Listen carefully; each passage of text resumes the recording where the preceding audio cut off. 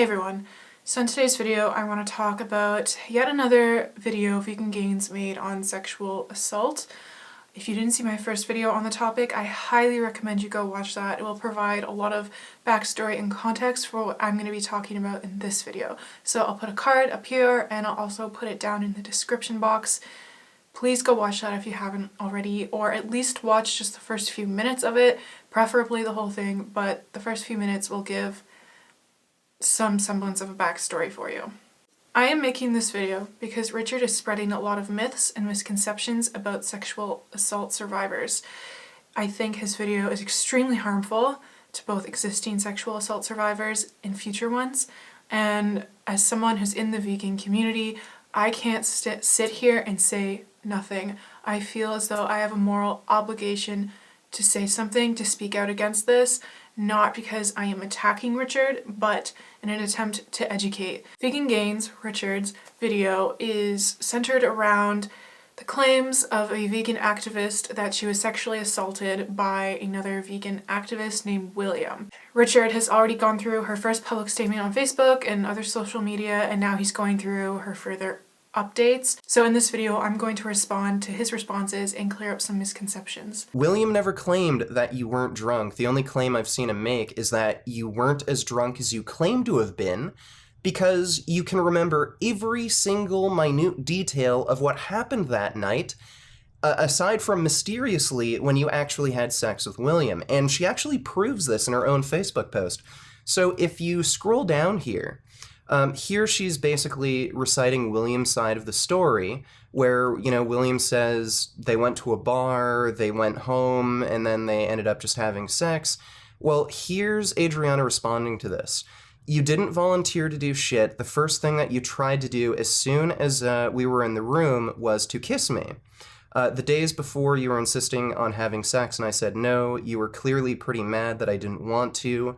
So then, when I'm drunk, you take advantage because you knew I was weak enough. I was too weak to even walk. Surprise, that is not consent. You were also insisting on me changing my clothes and removing my makeup. So you can remember which bars you went to, what happened that night at all these bars. You remember coming home, how you got home by taxi. You remember exactly what William did to you when you got home, trying to kiss you, telling you to undress, take off your makeup. But somehow you just completely forgot the actual act of having sex with him. It's wild to me that I have to explain this, but this is how being drunk works. You remember stuff until you can't. And this makes sense that she can remember all these details up until she hit the bed, because she was probably super drunk and fell asleep once she got onto the bed. It is notoriously difficult to wake someone up who's drunk once they fall asleep. It's also not surprising that as she's had time to think about these events, that things would come back to her, or maybe other people would remind her of things that happened. So to accuse her of lying for this is totally unreasonable. And please make note of her changing her story in this instance, because I want to get back to that point. So here she is at a bar with her rapist who anally raped her just a few days before, and she's just laughing, just having a great time with her rapist. Has anyone else had that experience, like after being anally raped, you go to a bar with your rapist and just start laughing, having a great time? I didn't realize that Richard was an expert on trauma. I didn't realize he was an expert on the behavior of sexual abuse victims. Not hard to imagine that different people have different methods of coping, but also it is well known that sexual assault survivors don't always act in a way that you would expect them to. This is a common misconception that has been used against women who have come forward to report their sexual assault. I read one instance that was very memorable because the police dismissed a woman who came forward to report her sexual assault because she let her rapist help her take off her ski boots. Women shouldn't be dismissed because they didn't act damaged enough. This reminds me of a famous rape case. There was an article written on it called The Unbelievable Case of Rape. There's also a Netflix series on it, on this true story, and I highly recommend you go watch it. It's extremely informative and enlightening. But basically, this rape case was a woman was horrifically raped. A man crawled in through her window at night and raped her in her own bed. And so she called the police right away. They came to the site, they questioned her, they brought her in from her questioning, and they noticed that she wasn't acting like a sexual assault survivor. And they noticed there were a lot of inconsistencies in her story. Inconsistencies from her first statement at the scene, her second statement at the scene, her statements at the station. The police noticed that it wasn't lining up. And so because of this, they interrogated her, and she admitted to making it all up. She admitted to lying. She received a false reporting charge. She was fined $500. She was put on probation. She was made to go to counseling. She was threatened to be put in jail, and she was threatened to lose her assisted housing. It later turned out that a different police unit found definitive proof that she absolutely was raped. They found the photos that this guy had taken of her during the assault. Everyone accused her of lying.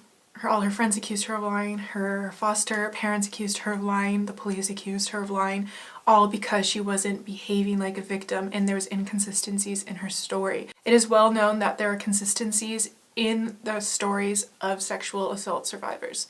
If you think about it, and this is just me speculating, it's not that hard to believe considering that this was a traumatic event, that maybe their brain wasn't able to store memories properly because it was in survival mode.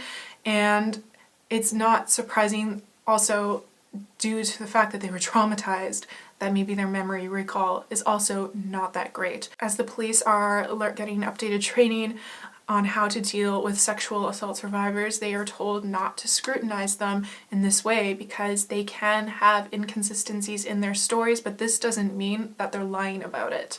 So yeah, nothing about the story makes any sense. Yeah, obviously none of this makes sense to Richard because he doesn't know what the hell he's talking about. He's using the same level of sensitivity as he would with one of his investigative "is he natty or not, brah" videos. This isn't a stupid athletic video. This isn't something about weight training or nutrition. This is about sexual assault. You need a high degree of sensitivity, and frankly, you should be educated on the matter before you're going to publicly assess whether or not a woman is telling the truth. Even if you are an expert on the matter, I don't think YouTube is the appropriate platform to be having these conversations. She actually makes up a pretty huge lie about what I said. And for everyone else who says my stories have some inconsistencies and that I use different and vague words is because English is not my first language. For me, sexual abuse and rape mean the same thing because I was taught so. So one of my criticisms of her whole story was that she changed her wording around.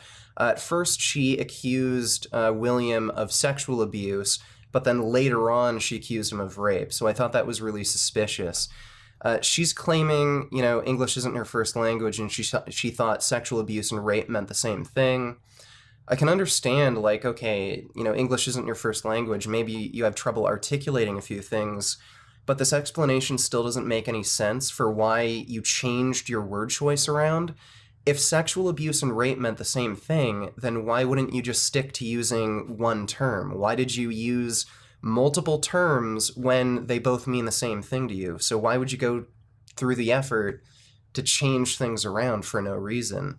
This is such a reach. Does Richard not know what a synonym is? It's not any easier to say rape than sexual abuse. The amount of effort to type out those two words is the same, effectively. Who cares if she used them interchangeably? This does not prove that she's lying about anything. This does not make her unreliable. This is such a stupid thing to say, even if English was her first language, which it isn't. Cut this girl a break. Went on to say, second, this guy named Vegan Gains on YouTube or Richard Burgess on Facebook says that I just made up the whole story and points out I probably just created this drama because I'm hurt I got dumped after. That is a complete and utter lie, and she actually links to my video, which is even more ridiculous. If you watch my video that I made, I never made that claim. I never claimed that she's making up the story because she's upset she got dumped. I never even speculated as to why she might be lying about this. So she's making up a complete and utter lie about me, And I'm assuming she's doing this to try and make me look bad, to, like, somehow strengthen her story. Is it possible that she was cautioned to not watch his extremely insensitive and hurtful video about her, and maybe she's receiving secondhand information that she's just repeating? Is it possible that she's mixing up Richard's criticisms with other people's criticisms? This is a very trying time for her, I'm sure, so I'm not shocked that maybe she's not at her best right now, that maybe she's not thinking as clearly as she could be. And this idea that she's saying this to make Richard look bad is laughable, because if she was just trying to make him look bad, all she would have to do is repeat exactly what he said in his original video. And even if she's just out to make Richard look bad, who gives a shit? This doesn't prove that she's lying about being sexually assaulted. Sent to, I've received other women's reports, but I won't post them because they don't want William to find out. And unlike some of you, I respect victims and their decision not to give details. Okay, if you don't want William to find out, then you can block out their names and just block out some information they give that would reveal their identity. So look, if you're going to make claims like this, that other women have been sexually assaulted or raped by William, but you won't provide evidence for that, like, it's just very clear that you're lying. Oh my god, I don't believe I have to explain this. These women who shared their stories with Adriana, if they don't want their story being put out there in public, they don't want everyone to know who they are, I'm assuming that they also don't want William to know they came forward. And even if you changed some of the details around in the story, since William, you know, was there, he would be able to piece together and figure out who these women are, probably. And besides, these aren't Adriana's stories. It's not up to her to share them. It's up to these women who shared their stories with her. And look, if you don't want this to be made public, you don't have to. You could just go to the police with this information, which, funnily enough, you're not doing. So here, you're supporting rape culture. You have evidence that could actually convict a rapist, but you're refusing to even go to the police with this evidence. The age-old question of why don't women just go to the police? I'm really shocked that Richard doesn't know why. It takes a 2-second Google search to realize why women might not want to come forward, but okay, I will outline it here. So, a woman's been sexually assaulted. This has been highly traumatizing for her, and now she's considering if she ought to go to the police. I would imagine there would be a series of questions this woman would ask herself. Is going to the police going to be traumatizing? So when you go to report your sexual assault to the police, it's not like you give one statement and that's it, you walk out of there. You're going to give your statement, tell your story, relive your trauma multiple times. You're going to be telling your story to complete strangers. Going to the police can also be invasive physically, and if you've just been sexually assaulted, I'm sure we can imagine how awful, how horrible that would be for the woman. A woman also has to consider if she has any evidence. In the case with Adriana, she had consented to having sex with him before, and then he raped her. So it's just basically going to come down to a he said, she said, and that's not enough evidence to get a conviction. A woman also has to consider, will I be believed? Not necessarily. There are many cases. There's a history of women not being believed by the police, so if a woman is fearful that she won't be believed, who can blame her for that? Also, let's bear in mind that the sexual assault didn't occur in Mexico, where Adriana's from. It occurred in a foreign country in Europe. So she wouldn't just be going to the police, she would be going to the police where she's a foreigner. A woman also has to consider if she has the resources required to go to the police and pursue a trial.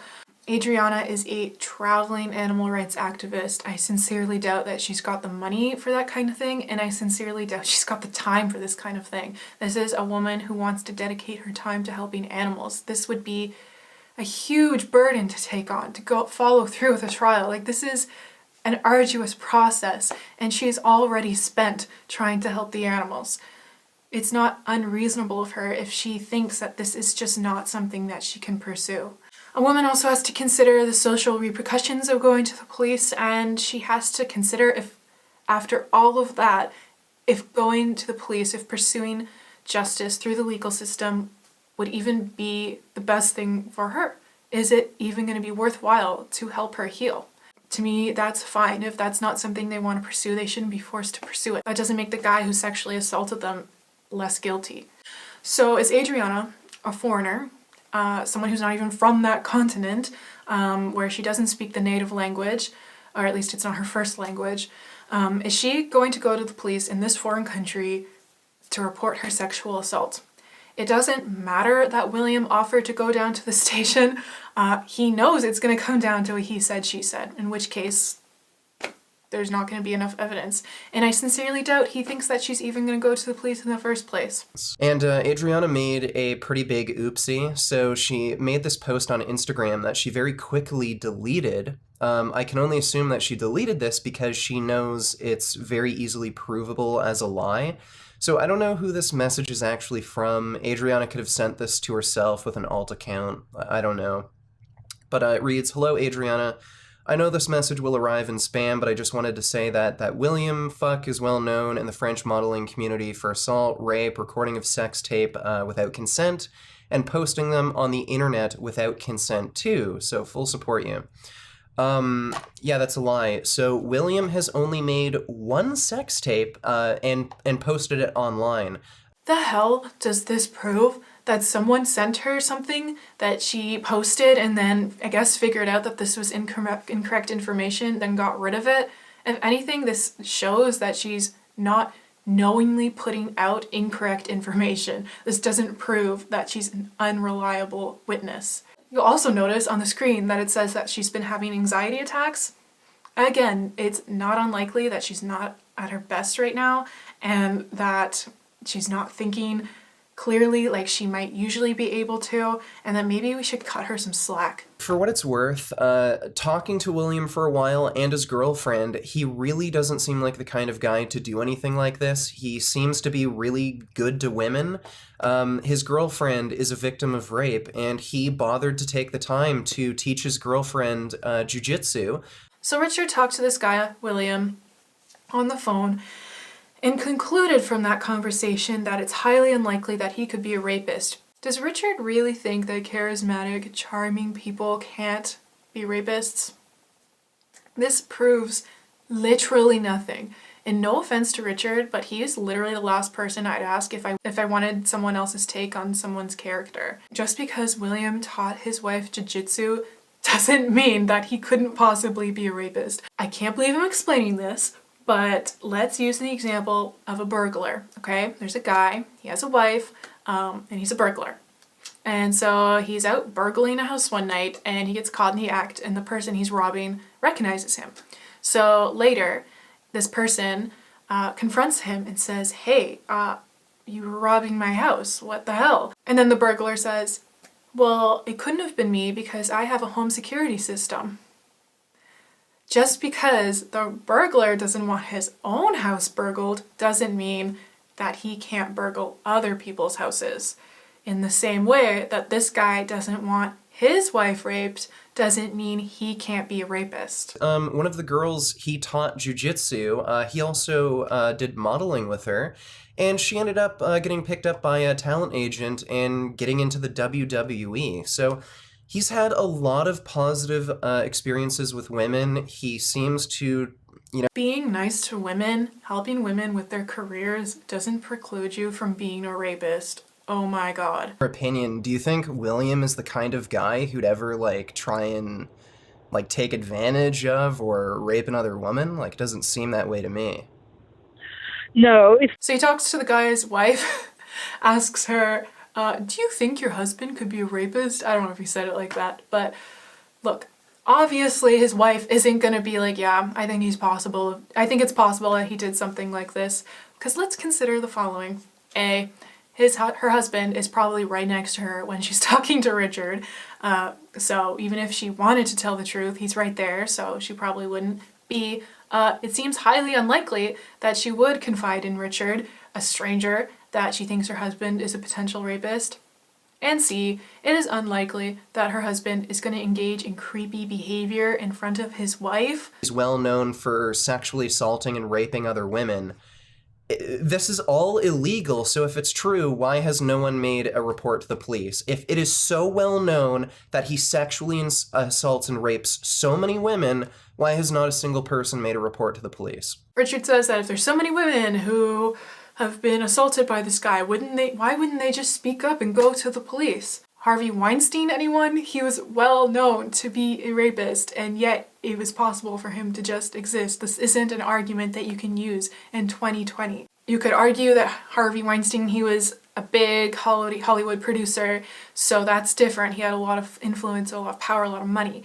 But this still applies on the micro level, because within the vegan community, William, he's one of the founders of Direct Action Everywhere. I'm sure he has a lot of influence within vegan circles, and a lot of people look up to him. So yeah, he does have a lot of power and influence over women like Adriana. So in the comments, both on my video and Richard's videos, I've noticed a lot of what I would describe as hysteria. There seems to be this irrational fear coming from men that they will be falsely accused of sexual assault, or that the odds of them being falsely accused of sexual assault are quite high. Now, I want to address this fear because despite everything I've said, it's unlikely that anyone's going to hear me when they're afraid. Fear has the power to take over all rationality, so I want to put those fears to rest. So it's widely accepted that false rape accusations range from 2 to 8% of reported rapes. Some reports are higher, like up to 40%, but in these studies, they don't differentiate between false reports that are just untruthful, where the woman is lying in some way, either that she wasn't raped whatsoever, or that the sex was actually consensual, or that she was raped but she's naming the wrong guy. They don't differentiate between these types of cases and cases where there's just not enough evidence, so the case is thrown out, or the woman withdraws her claims. So again, the widely accepted range is from 2 to 8%, so let's split the difference and then skew it over a little bit to the side of women are lying whores. So we'll say that 5% of reported rape cases are actually false. So this is not a huge number, and it wouldn't be enough to justify this hysteria about false rape claims. But let's examine this even further. Overall, it's estimated that only 8 to 10% of women who are sexually assaulted will report it to the police, which means at the very highest, we can infer that 90% of rapes go unreported. Only rapes that are reported in the first place can be considered falsely reported. So this 5% of rape claims are actually false only applies to the 8 to 10% of rapes that are reported. This means, if you do the math, out of all the rapes that occur, only 0.5% of rape claims are actually false. I read one article that examined convictions that were overturned, and it found that over a span of 25 years, 52 convictions of rape were overturned after a wrongful conviction, whereas during the same period, there were 790 murder charges that were overturned for a wrongful conviction. This means that you are 15 times more likely to be charged with a false murder charge than you are to be charged with a false rape charge. Another study found that out of 216 rape charges, only 6 led to arrest, 2 led to actual charges, and in the end, those 2 charges were thrown out. So looking at all this information, and knowing that out of all the rapes that occur, only 0.5% of rape claims are false, and knowing that the odds of actually going to jail for a false rape claim are extremely low. It is highly unlikely that you will ever go to jail as a result of a false rape claim. It is irrational to be extremely fearful that you will be falsely accused of rape. But okay, this is just talking about being convicted and going to jail. What about the social repercussions of being falsely accused? Now, I just want to say that falsely accusing someone for your own benefit or out of revenge or whatever is terrible. This is a horrible, horrible act, and I really feel for anyone who's been falsely accused. It can affect friendships with family and friends, it can lead to ostracization from them, it can impact your professional life, and it can impact your own emotional and psychological well-being. This is something that's extremely serious and it has to be taken seriously.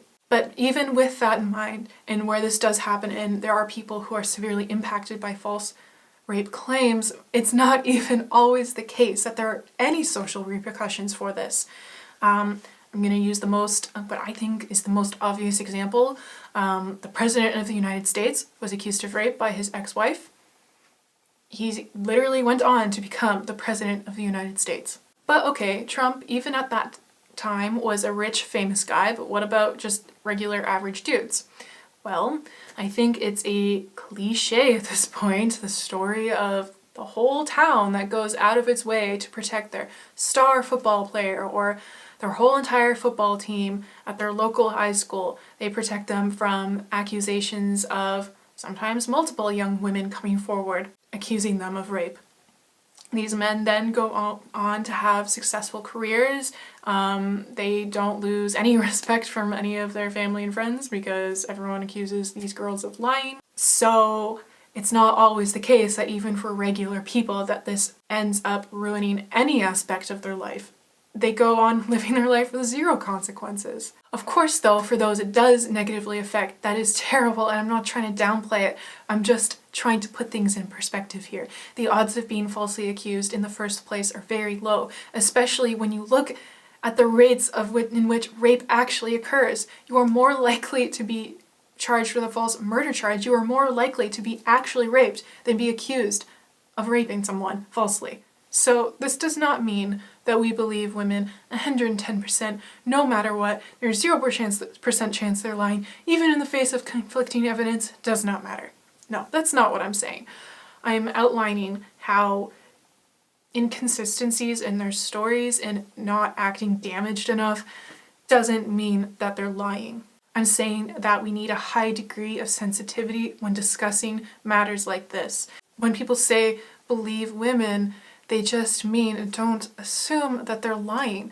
Assume that they're telling the truth in the same way you would assume someone is telling the truth if they reported that they were robbed.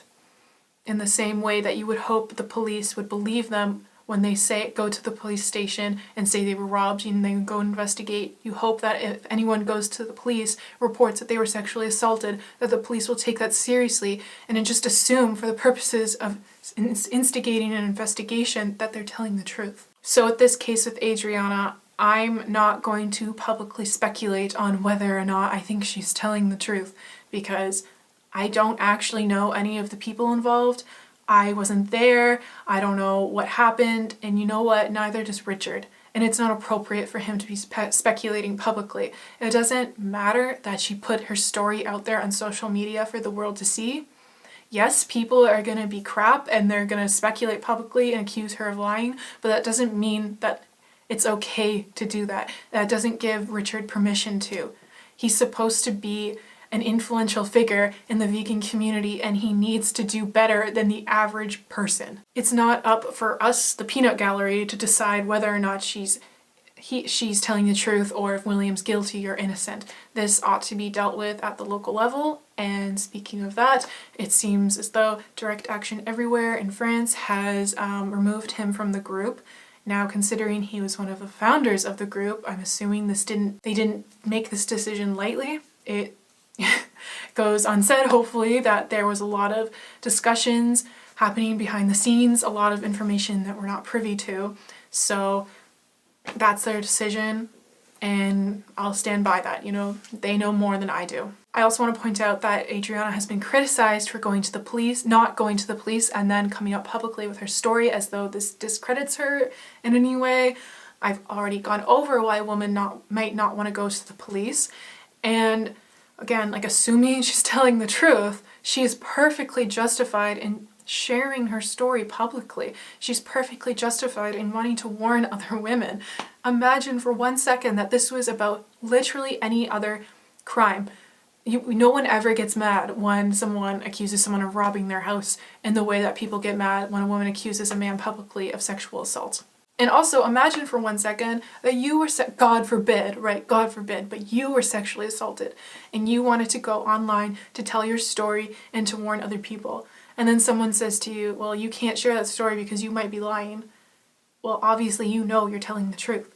And Adriana, I know some people don't want to see it, but she could totally be telling the truth. Sharing your story online does not make you guilty of lying. Richard needs to remove both of his videos on Adriana immediately. He needs to make another video where he corrects everything he said in his previous videos and explain that he was perpetuating myths about sexual assault survivors. To not do so is to hurt current and future sexual assault survivors. If he did this, it would really speak to his character that he is able to recognize when he made, frankly, a colossal mistake, but on a public platform, but he's able to come out and say, you know, I was wrong. And I realized my actions were hurtful. I think a lot of people would be willing to forgive him. I would be willing to forgive him. You know, I'm not out here looking to cancel someone. I'm looking to educate. And I really hope that Richard hears this, and I hope that everyone who believed everything he said in his previous 2 videos sees this. And I hope that you're hearing what I'm having to say. And I hope you realize how that type of thinking is harmful. Lastly, Richard owes Adriana a public apology.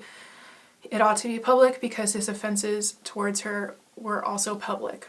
If Richard refuses to take the video down, I would implore any content creators here on YouTube who see this to please speak up about it. As far as I'm concerned, if you see someone spreading these harmful myths and misconceptions about sexual assault survivors happening in your community and you don't say anything about it, you're complicit, in my opinion. This is so harmful on so many levels, not just for sexual assault survivors. Not only does it make them not believed, it also makes them feel unsafe in this community, as though no one's going to believe them, and probably makes them not want to get involved with us to begin with, but it also just makes our community look like a toxic place that no one would want to be involved with. It makes us look like raging hypocrites when we fight so hard for the animals, but we can't speak up for our fellow women and men. But okay, yeah, that's all I'm going to say. I'll see you in the next one.